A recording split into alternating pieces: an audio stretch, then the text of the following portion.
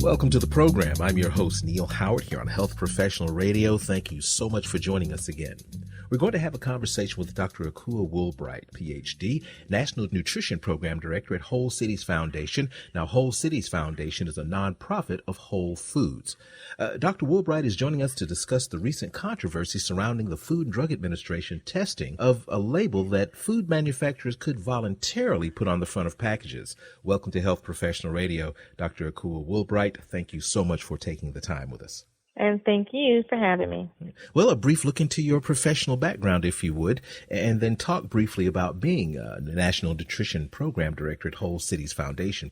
Yes, so I am a nutrition scientist. I have a Ph.D. in nutritional science from Howard University in Washington, D.C. And I started my career working in public health in various areas, including HIV, cancer, and weight loss nutrition. And in 2009, I was recruited by Whole Foods Market to join their global team in Austin, Texas, to create a healthy eating program. And through that work, we really did look at different nutrition programs that doctors were using to treat their patients using food as medicine. And what's so remarkable is when you get the food right, the body really does want to reach homeostasis. It wants to return to health. So we saw people coming off medication, reversing disease, and losing weight and keeping it off. And that's the work I get to do now through Whole Cities Foundation. So people actually coming off their meds simply by eating more nutritional foods. So when we work with our team members or our employees, we would take them away for 7 to 10 days. Mm-hmm. They would have their blood work and other biometrics done before, during, and after the program. And we saw that doctors were already having to adjust medications because the bodies were responding so quickly to the change to healthy food. Well, if you would give us a quick overview of what the FDA is doing in terms of labeling food currently. Currently, I recommend that people always go to the back of the packaging and look at that nutrition label, and you will see that their serving sizes, number of servings, that's the information we use to read the rest of the label, because all of that information around how much fat, sodium, other ingredients or nutrients are in that food will be based on a serving size. So it's important to start there and then read the rest of the label from there. I think that when people really understand how to read the label more critically, that's when it has the most information and ability to help people make healthier choices. Now, for those who don't trust the food manufacturers labeling anyway, I guess, that's a them problem. But for those that do trust the food manufacturers and their labels, these labels can be like tax codes. I understand that you've conducted a class on decoding food labels. Can you tell us a bit about that class and some of the major takeaways? Absolutely. So I'm glad you mentioned that people may have a mistrust for the label. And I do teach that in my classes.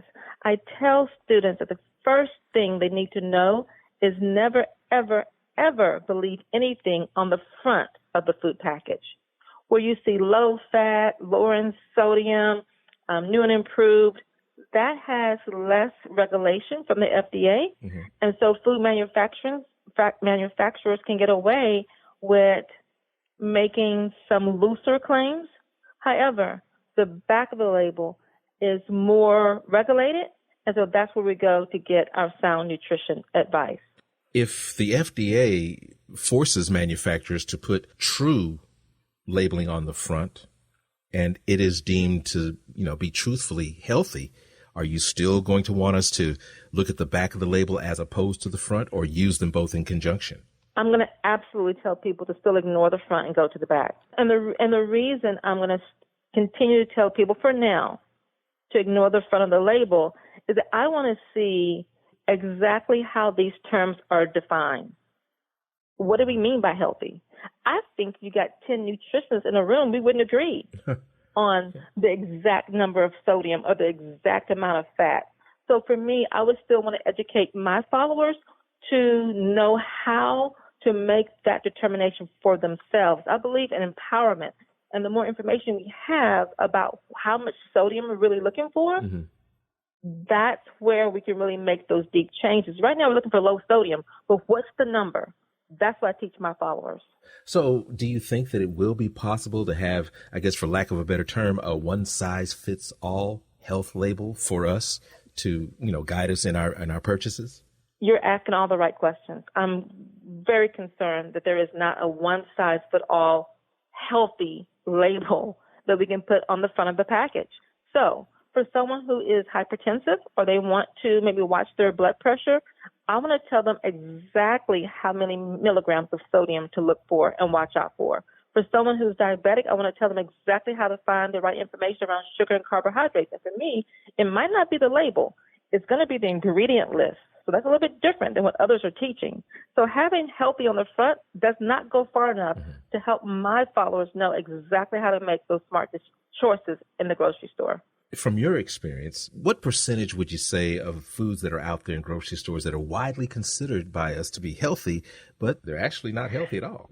I have a fun game I play in my Decoding Food Labels class where I give people popular foods to actually decode.